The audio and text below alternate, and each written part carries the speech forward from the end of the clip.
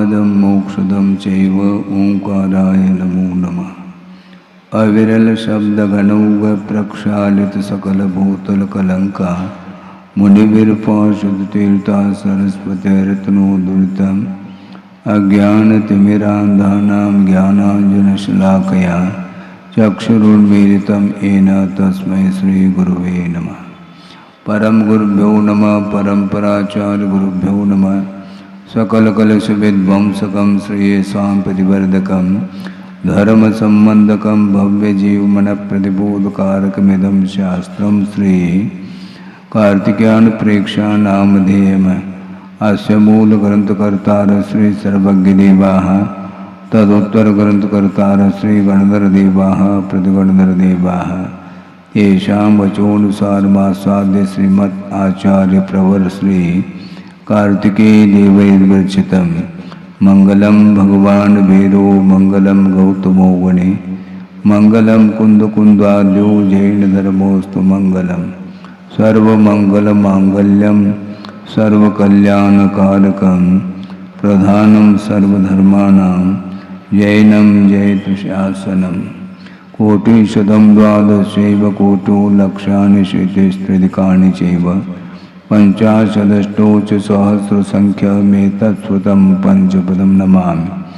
अरहन्तभासयत्तं गणहरदेवे गन्तीयं सम्मं प्रणमामि भद्रजत्तो सुदनान्महो वहिं शिरसा इच्छामि बन्ते सुधभक्ति कामसुको दस्सालोचे अंग वंग पयने पाउडय परियम सुत्त पड़माणोग पोगय चूलिया केव सुत्तय त्वेदम कायम सैनिचकल मंचे में पूजे में वंदा में नमम सामे दुख कौ कमको भूमिलाओ सुगय गमनम समाय मरणम जनगुण संपत्ति होद मध्यम।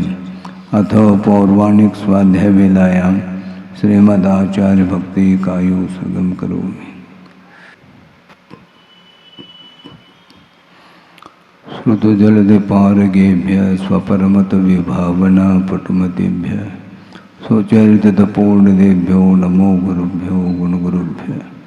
छत्तीस गुण समग्रे पंचव्याचार कर्ण संदर्शे शीर्षानुग कुशले धम्मायिरे सदा वंदे गुरुभक्त संजमेन तरंत संसार सायरं घोरं चन्नन्ति अट्टकं मम जन्मन मरणं न पाविन्ति ये नित्यमृतमंत्र होम निरता ध्यानाग्निहोत्राकुला षट्कर्मा विरता तपोधनदना साधु क्रिया साधव शील प्रावरणा गुण प्रहरणा चंद्रार्कतेजोदिकाः मोक्षद्वार कपाट पाठनवटाः प्रीणन्तु मां साधव गुरुव पांतुनो नित्यं ज्ञान दर्शन नायकाः चारित्राणो गंभीरा मोक्ष मार्गोपदेशकाः इच्छामि बन्ते आयुर्वत्ते कामसुको दस्सालोचें सम्मनान सम्मदंसन संसर्जुत्तानं पंचव्याचाराणाम् आयुर्यानम् आयारादि स्मरानुपदेशानुवज्झायानं तिरेन गुणपालयानं सौसावनं सैनिचकलमंचे में पूजे में वंदा में नमं सामे दुख खो कमको भोगिलाओ सुवय गमनम समाय मरणम जनगुण संपत्ति होद मध्यम तिहुवन तिलयम देवं वंदित्वा तिहुवनंद परिपूज्यम ओछम अनुपेहावो भवीय जनानंद जनने वो। अशरण भावना के विषय में चर्चा चल रही है। शरण लेने योग्य कौन से पदार्थ हैं और शरण नहीं लेने योग्य कौन से पदार्थ हैं, इस विषय में बार बार चिंतन करने की आवश्यकता है।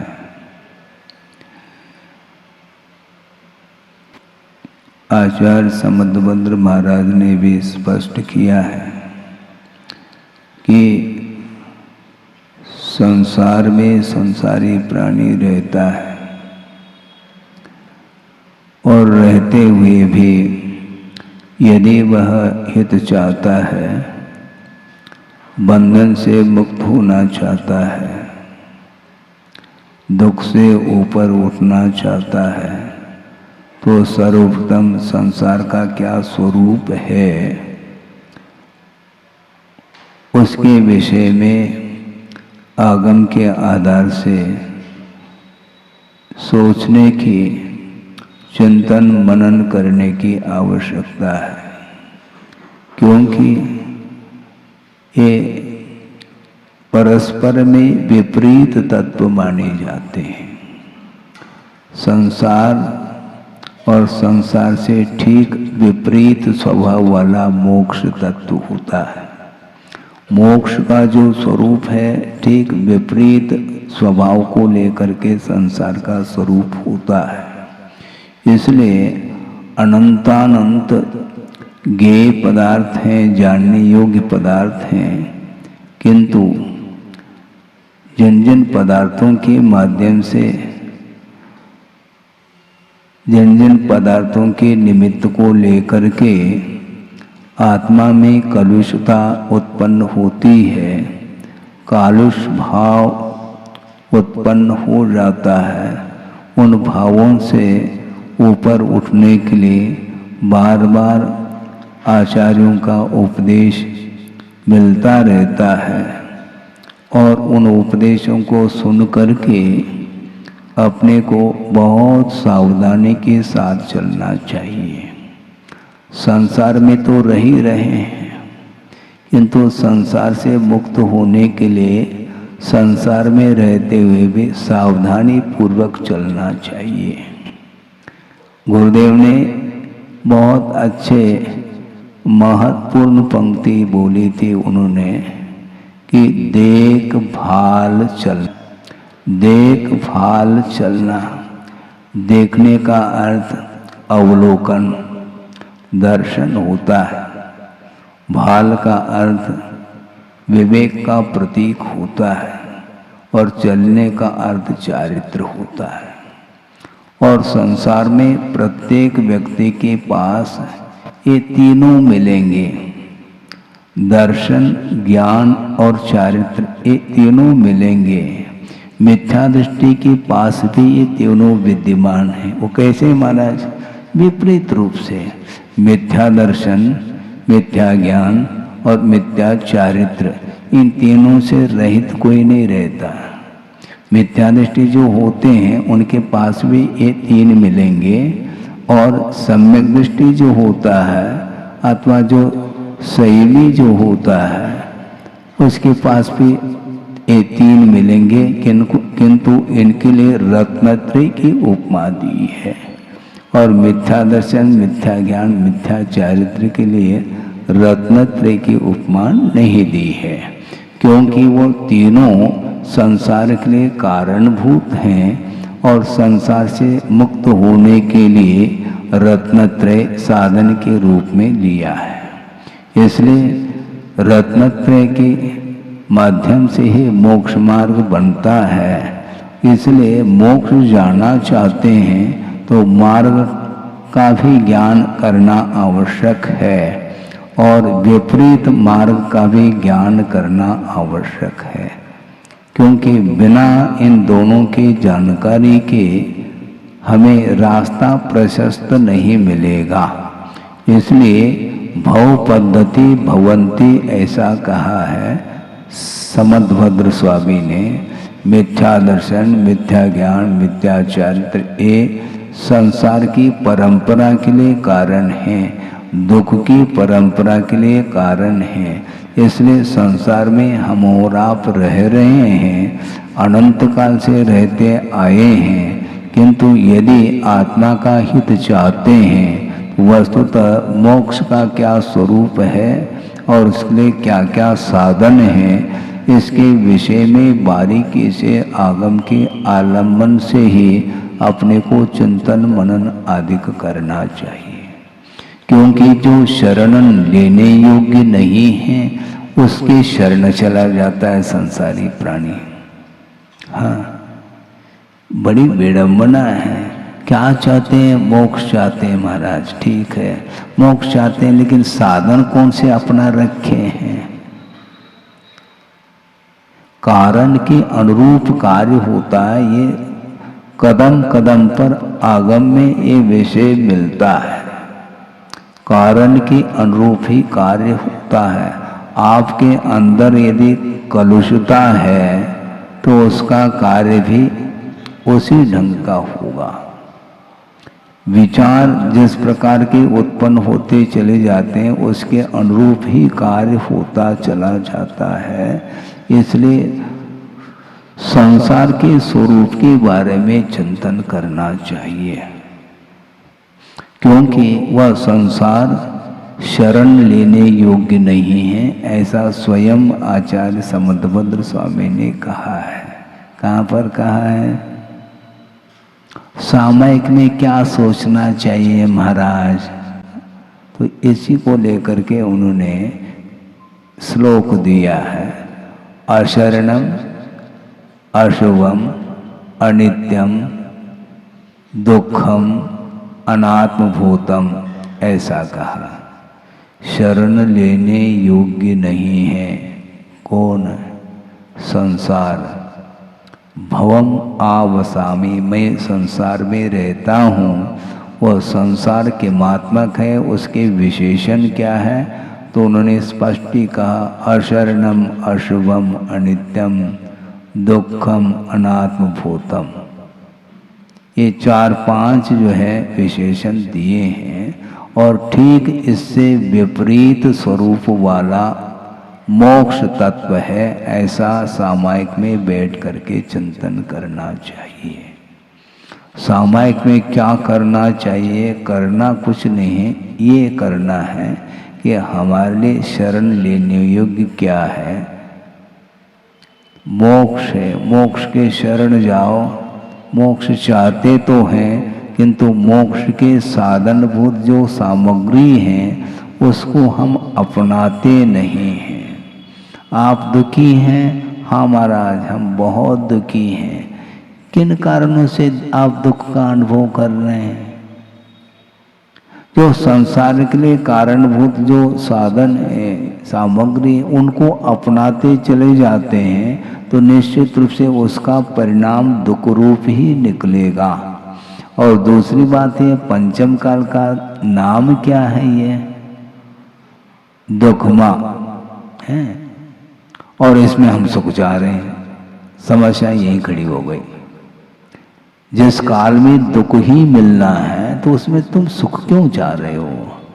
और दूसरी बात, इसके बाद जो काल आने वाला है वह दुखमा दुखमा है, सुखमा तो है ही नहीं। और मान लो प्रथम काल आदिक में ये सुखमा सुखमा जो कहा है वह भी भोग भूमि की अपेक्षा से वह सिद्ध होता है। वस्तुतः वहाँ पर भी जो सुख उपलब्ध होता है वह भी इंद्रिय जन्य ही सुख उपलब्ध होता है। यदि चाहो तो चले जाओ, भोग भूमि चले जाओ, स्वर्ग चले जाओ।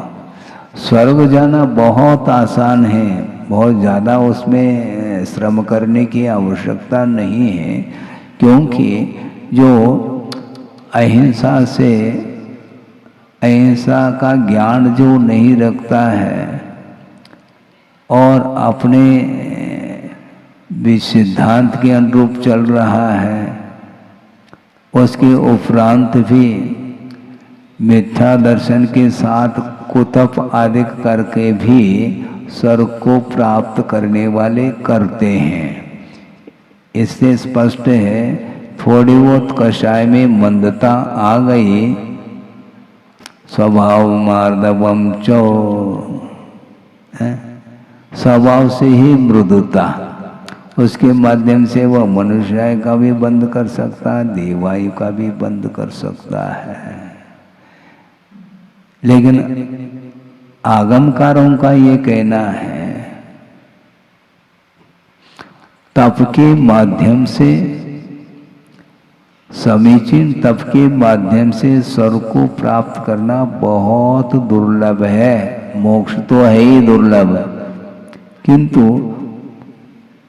बाल तप के माध्यम से भी स्वर्ग को प्राप्त कर रहा है, उसने भी कुछ तप के माध्यम से पुण्य का संचय किया और उसके माध्यम से उसको फल मिल रहा है। किंतु इंद्रिय जन्य सुख को चाहते हैं तो बहुत आसानी से वह फल मिल सकता है, किंतु उस सुख के पश्चात क्या मिलने वाला है ये स्पष्ट लिखा है आचार्यों ने कि राग के साथ विषयों का उपभोग होता है तो उसके माध्यम से एकांत से पाप का ही आश्रय होता है। विषयों का भोग बिना राग के उपभोग होता नहीं है। बिना राग के यदि उपभोग होता है किसको होता है महाराज? अपन वही कहना पड़ेगा, वही कहना पड़ेगा कि श्रमण लोग भी विषयों का उपभोग करते हैं। उपभोग का अर्थ क्या? देखना होता है। 5 इंद्रियों के माध्यम से अपने अपने विषय ग्रहित होते हैं, उसके उपरांत भी उन्हें बंद नहीं होता बल्कि प्रत्युत निर्जरा के लिए कारण बनता है? क्या क्या विषय? सुनो सुनो, सुख वह कौन सा है यह पूछना चाहते हैं। इंद्रिय सुख है क्या इंद्रियातीत सुख है? इंद्रिय सुख को आचार्यों ने दुख रूप कहा है। सुनो, दोनों में अंतर छोड़ो आप। क्वालिटी भेद हो सकता है, क्या दिक्कत है, लेकिन है तो इंद्रिय जन्य सुख है। वो भी वह भी इंद्रिय जन्य ही सुख है। हाँ, इंद्रिय सुख में क्योंकि बड़े बड़े पद मिल रहे हैं, इसका अर्थ उनके पास इंद्रियातीत सुख मिल रहा है ऐसा नहीं। वह भी इंद्रिय जन्य ही सुख होता है। कषाय की मंदता में जो भी शांति आती है उसके साथ भी यदि सम्यक दर्शन है तो कर्म निर्जरा हो सकती है, संवराधिक हो सकते हैं। नहीं है तो 31 सागर के आयु जहाँ पर है ग्रैवेक में, 90 ग्रैवेक में, वहाँ पर भी अहमिंद्र है, वहाँ पर भी मिथ्या दृष्टि भी है और सम्यक दृष्टि भी है, और दोनों के पास शुक्ल लेशा है और प्रविचार से रहित है, वासना से रहित है। इसके बाद भी प्रथम गुणस्थान वर्ती वह मिथ्या दृष्टि है अहमिंद्र, और सम्यक दृष्टि भी अहमिंद्र है, किंतु असंयम अवस्था है वहां पर। तो ऐसी स्थिति में जो कुछ भी सुख की क्वालिटी में इंद्रियजन्य जो सुख उत्पन्न होता है उसकी क्वालिटी में अंतर आ सकता है। यहाँ पर भी अंतर आ रहा है। सुनो, यहाँ पर भी अंतर आ रहा है। मान लो मिथ्या दृष्टि भी है किंतु वह रईस है, उसको सुख की सामग्री अच्छी क्वालिटी की मिल रही है। और मान लो कोई सम्यक दृष्टि है और वह गरीब है, मान लो, अब क्या कर लोगे? इसका उत्तर दो। इसलिए प्रश्न करने के पहले इतना भी ये भी तो सोचो। हालांकि सम्यक दृष्टि दरिद्र कुल में उत्पन्न नहीं होता, किंतु दरिद्र कुल में उत्पन्न होने के बाद यदि मान लो सम्यक दर्शन प्राप्त कर लिया तो दरिद्रता मिटेगी क्या तत्काल? उत्तर दो, नहीं मिटती है।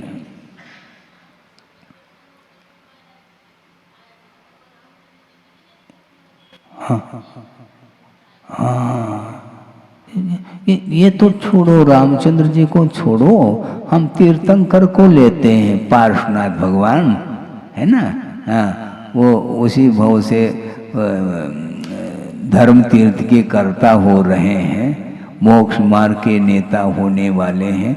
उसके बाद भी उनके साथ क्या घटना घटित हो रही है, भयानक उपसर्ग आदि हो रहे हैं, ये अतीत का परिणाम है।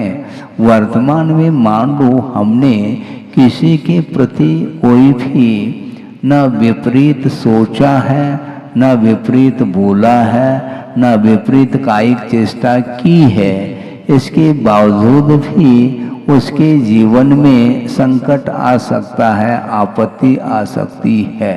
वह किस कारण से महाराज?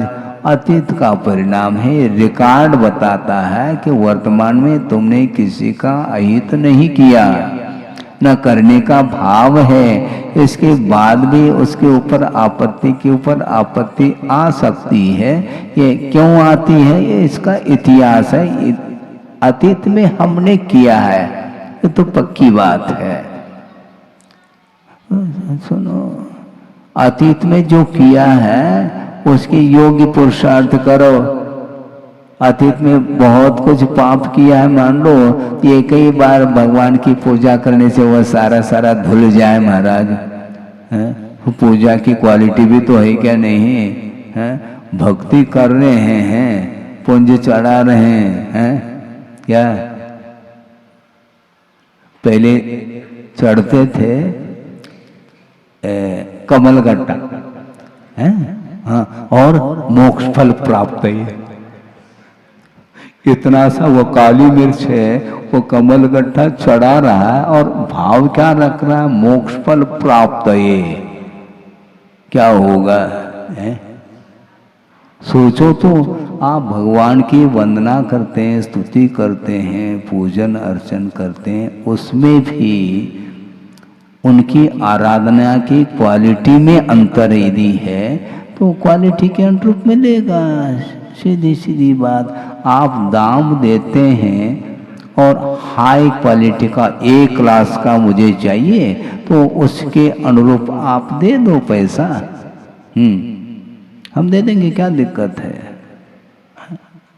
ये क्लास ही दे देंगे। सुपर क्वालिटी आप चाहते हैं तो बंडल में रखना पड़ेगा उसके अनुरूप है नोट का।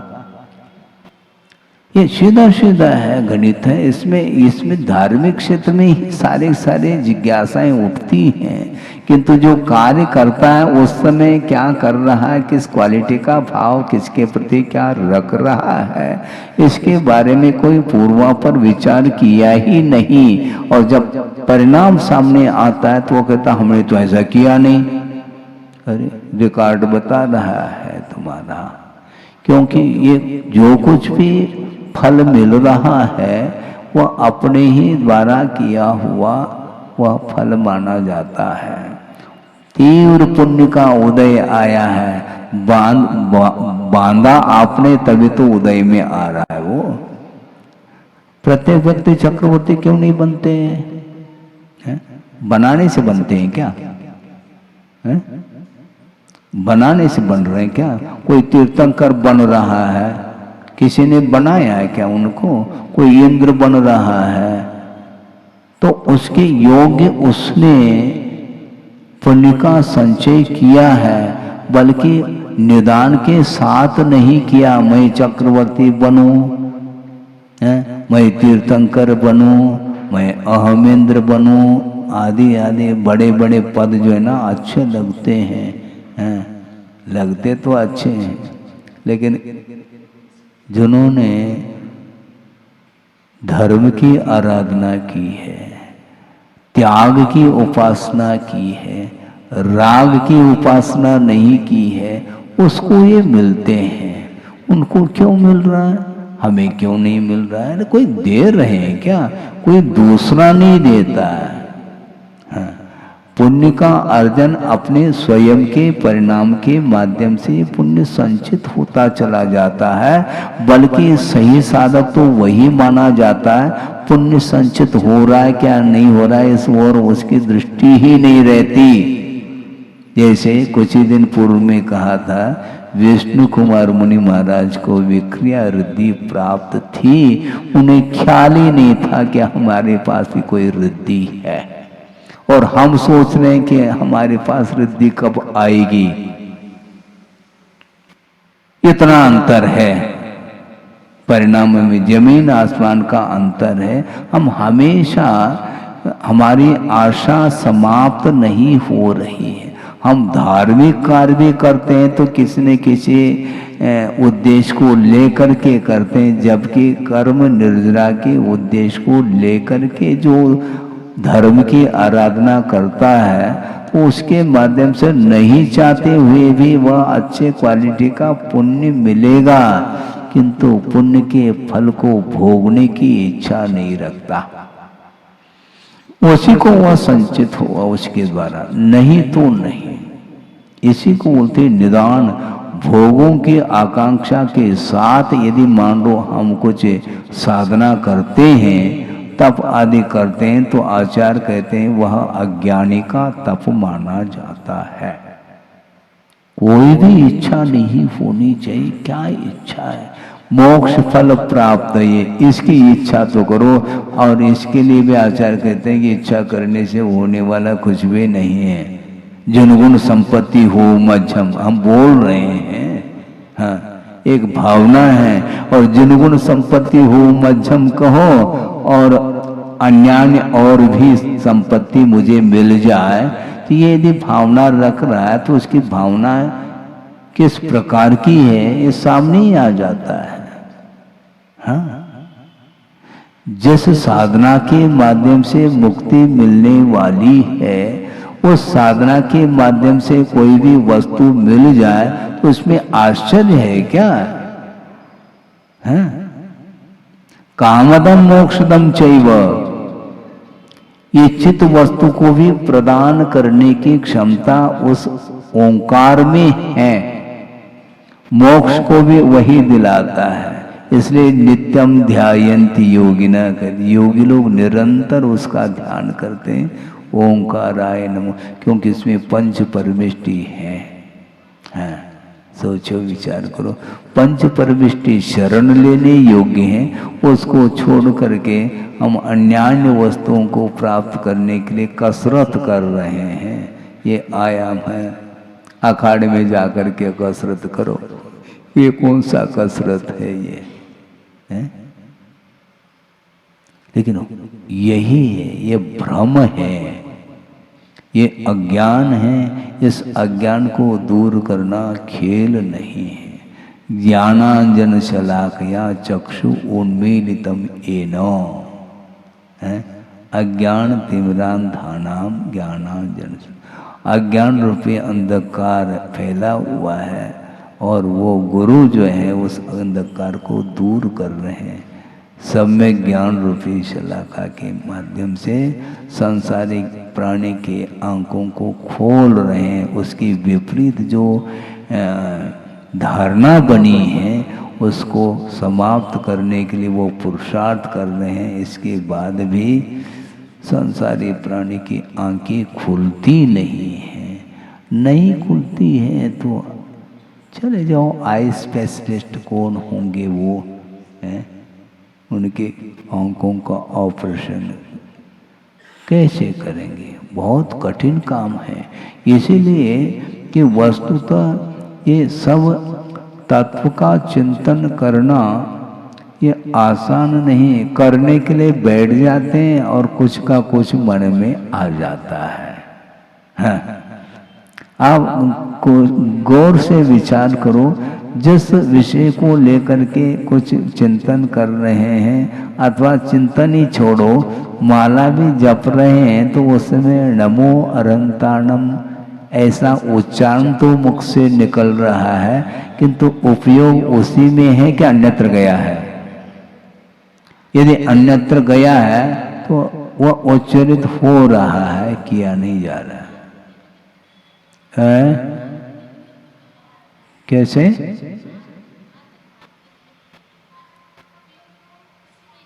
तो सुनो, हम ये कहना ये चाहते हैं, आर्थ के निमित्त तो पल पल मिलेंगे, उस ओर उपयोग अपने को ले जाना नहीं चाहिए। हाँ, मान लो किसी ने, सुनो, किसी ने निर्वाण लाडू आप लोग चलाते हैं, तो ठीक है, निर्वाण लाडू चढ़ाते हैं।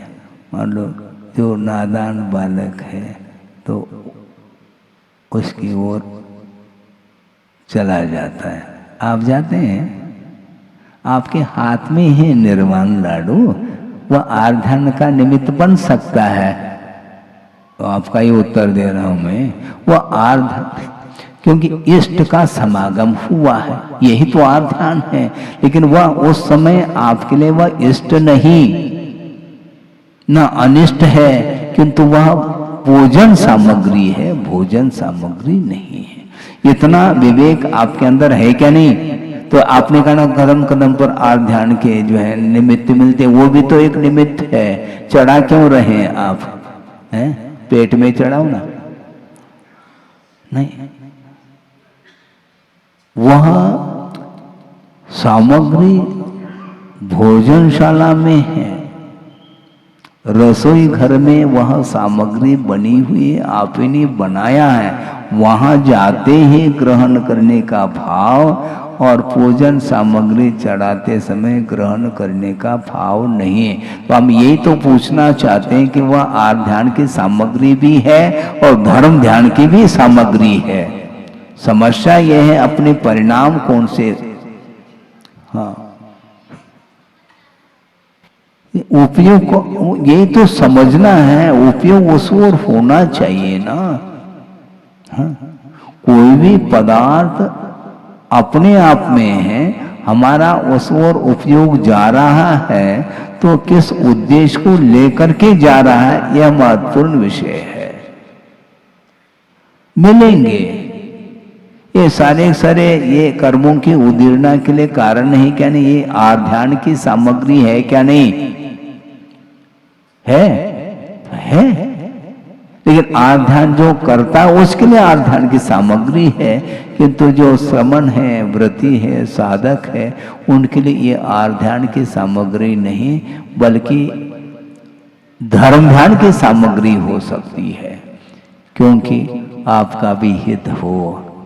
ये धर्मानुराग जो है ये धर्म ध्यान की सामग्री को लेकर के है।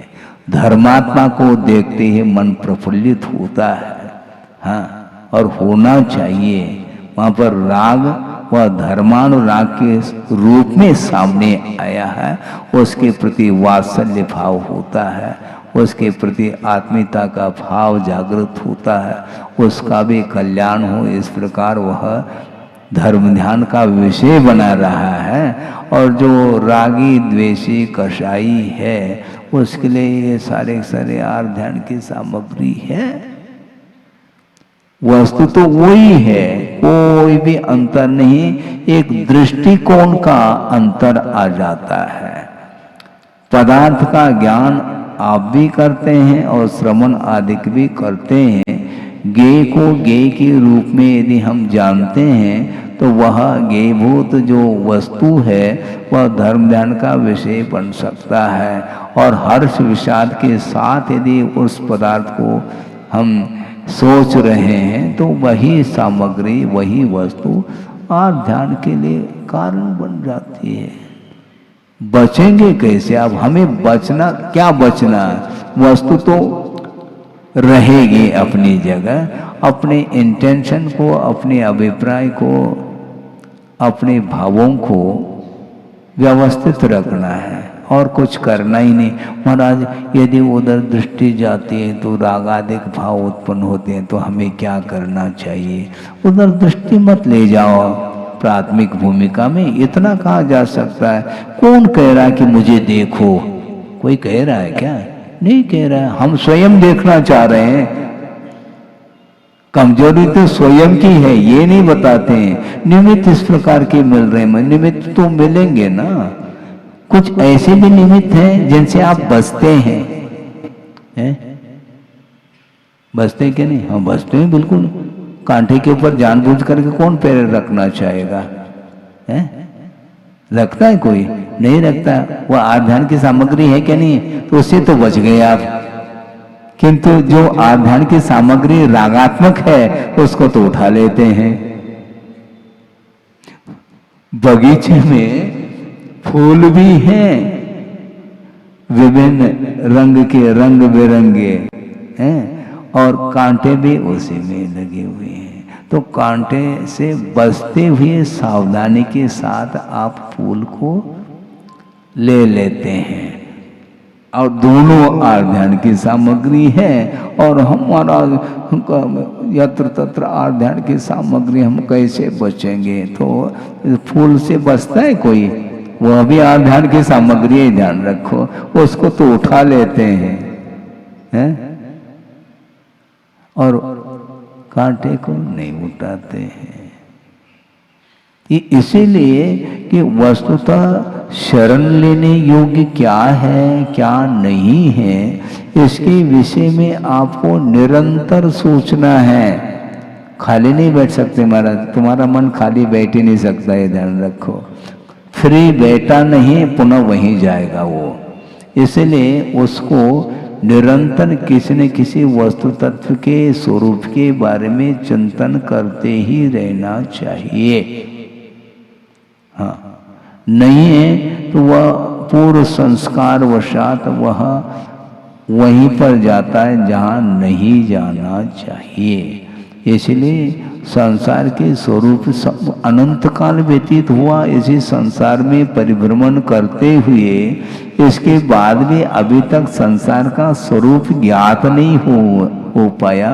गजब है, ये जीव है क्या अजीब है? अजीब नहीं, अजीब बात है। अभी तक वह समझ ही नहीं पा रहा है कि वस्तुतः क्या वस्तु का स्वरूप है। इतना आकर्षण है, हद हो गई। जहां देखो वहां पर आकर्षण है, उससे आकर्षित होता चला जाता है। भयंकर रूप है। तो इसलिए अशरणम, अशुभम शुभ नहीं, अशुभ, अनित्यम नित्य नहीं, दुख रूप है, अनात्मभूत है। यानी आत्मा का स्वरूप नहीं है, संसार है। आपका जो व्यक्तित्व है, कौन सा व्यक्तित्व है आपका? जो एक दूसरे के मैं देखने में आ रहा हूँ, यही व्यक्तित्व है। और आत्मा दिखाई देती है क्या? नहीं दिखाई देती। इसलिए आनंद नहीं आता महाराज उसमें। वहाँ पर कुछ खाली खाली है, कुछ है ही नहीं वहाँ पर।